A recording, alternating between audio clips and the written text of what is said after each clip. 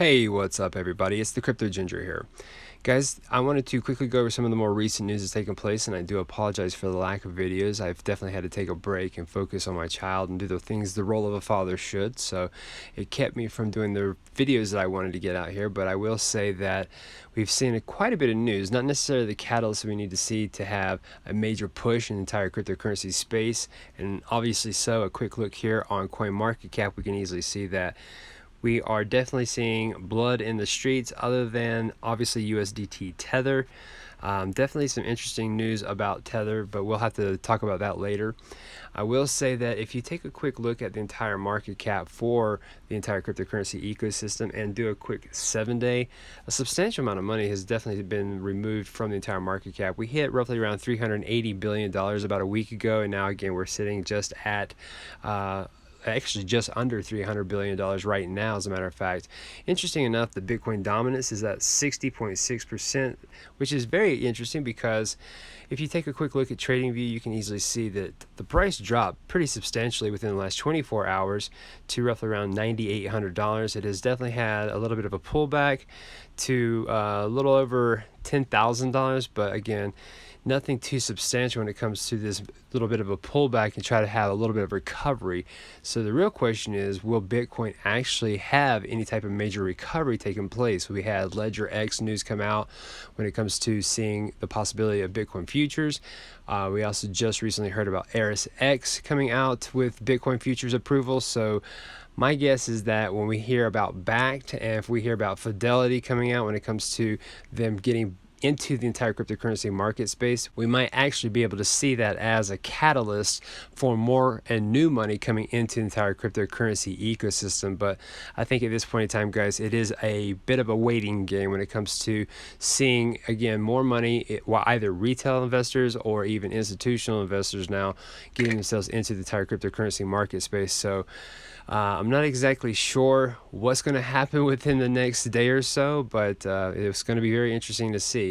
A quick look at some of the news here.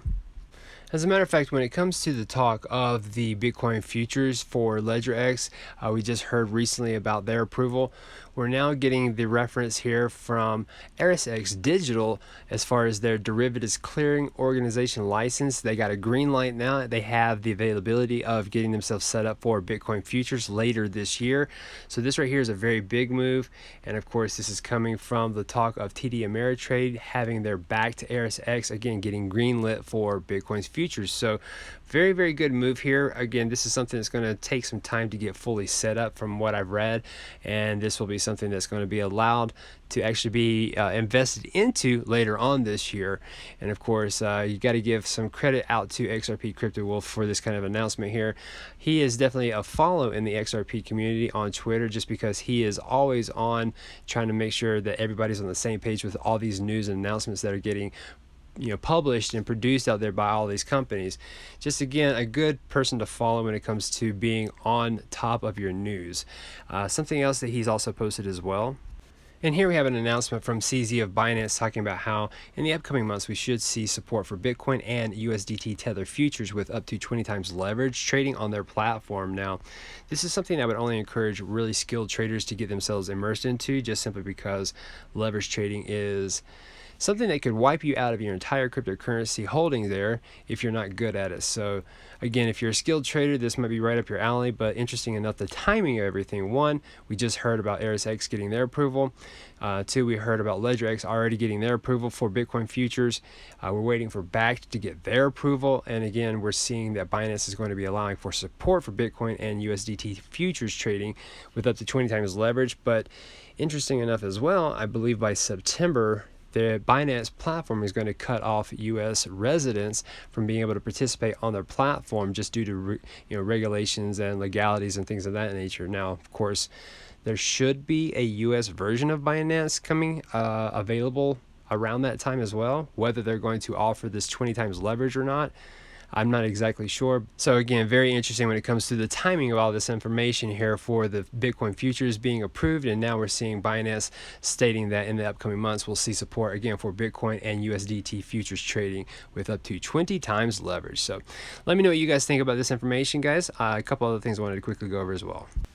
So another community member that I would highly suggest everyone following is XRP Nuts. And I say that because this particular person likes to actually delve into a lot of information you would normally have to do some real research on unless you know what to look for.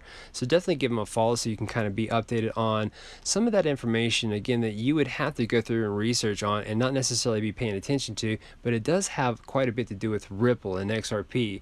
For example, this is an article he posted, happened to be about a company called Accenture, who has a very close relationship to Ripple as well. This is actually by Gareth Wilson, who happens to be the managing director of global payments at Accenture. He talks a little bit more in depth about payment predictions for 2019. He also talks about something that's going to be very important for all of us, and it happens to be the building trends. And these are all little screenshots that XRP Nuts took when it comes to this article. I'll try to leave a link in the description for this, but what you're seeing here again with these building trends is very important. Take a look at number 2. This is something I've been trying to tell everybody when it comes to this channel. We might see some spark in the XRP price point, but maybe not for the rest of this year. And if you read here, number 2, it says real-time payment adoption in Europe will be slow. Now, really quickly, guys, a lot of this that we're hearing about with all of these innovations for Ripple, the company, and the potential for XRP is happening on a global scale. But a lot of the European countries are taking advantage of this, or at least looking at this firsthand. And then a lot of it will, I believe, trickle down to the United States because of regulatory clarity that we just simply do not have right now in the United States. But nonetheless, this is very important. It says real-time payment adoption in Europe will be slow. While a large number of banks will implement the technology required and connect to new real-time central infrastructures, volume will remain low until at least the end of 2019. I think that's all the evidence that we need to know that we might not see the most amount of money coming into XRP, the digital asset, or things taking place, sparking a lot of activity for what Ripple's been trying to do up until at least, again, the end of this year. And I've definitely said it before, 2020 is supposed to be a very bright year for Ripple and XRP because of what's supposed to be taking place in a lot of these Asian demographic types of countries that are looking to go cashless and are looking at XRP digital asset as that means to allow them to go cashless. So, guys, we do have to consider that we might not see a lot of activity happen, and it does again state right here from at least Accenture's standpoint that volume will remain low until the end of 2019. Now, if that is the case, this right here might be part of that accumulation phase where we allow ourselves to accumulate more XRP from now until the end of 2019, just simply depending on the price of that digital asset.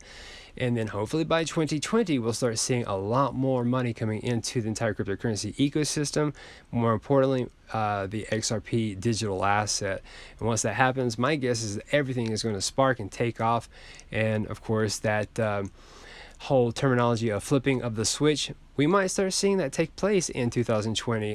Again, I'm not exactly sure. There's really no evident information here that specifies exactly when the flipping of that switch is going to happen, but we can at least see here from this standpoint that we might not see a substantial amount of activity happen until the end of this year. So make sure you give XRP Nuts a good follow here, but something to definitely consider when it comes to what's happening here, guys.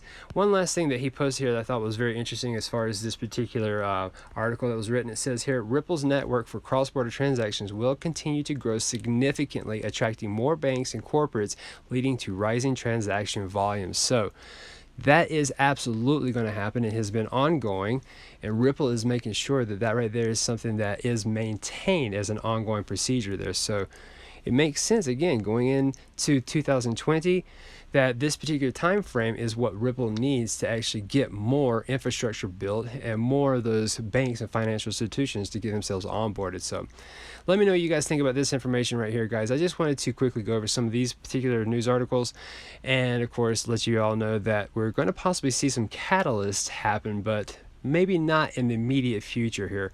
We also have, the 4th of July coming up, so that right there might be something that, stops a lot of people from getting invested in cryptocurrencies because people are spending time with family, traveling, things of that nature. So that might be one of the reasons why we also see a little bit of a drop in the entire market cap of cryptocurrencies in general. So again, let me know what you guys think about this information, and you can also give me a quick follow on Twitter as well. I like to post as much stuff as I possibly can on here because it's easier for me to do that than obviously create a video. You can follow me at crypto_ginger, and I want to quickly show you guys something I found very intriguing to end this video on. So If you're unfamiliar with Peter Schiff, he definitely is someone who is not only invested in gold and silver, but he's invested in selling that gold and silver to you. And just recently, actually, this is something he's been doing ongoing now for quite some time, is really talking ill-willed about those who are investing into Bitcoin, for example. Just recently, he posted, how low will Bitcoin's price have to fall for FOMO to turn into FOLE, F-O-L-E, which is fear of losing everything, which is causing hodlers to finally throw in the towel? Or are hodlers so convinced that they are right that they are bravely go down with the ship and ride Bitcoin all the way down to zero?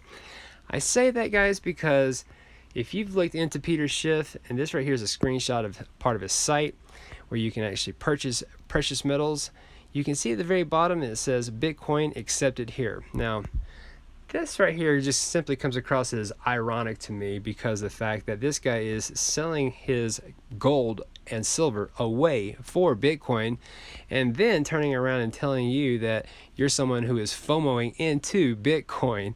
Is this guy just simply trying to sell you his precious metals for your Bitcoin and then scare you out of your Bitcoin as well? Very conniving, guys. Anyways, I just thought I would end that on the whole Peter Schiff talk there. I definitely think that this guy right here is absurdly ironic, and of course, I don't know. You let me know in the comment section what you think about this right here. Alongside of all that news there, I definitely thank you again for being a part of this channel. If you are new to this channel, please hit the like and subscribe button. And of course, make sure you get this information shared out there with as many people as you possibly can. Once again, thank you for watching, and I hope you have a wonderful day. Bye-bye.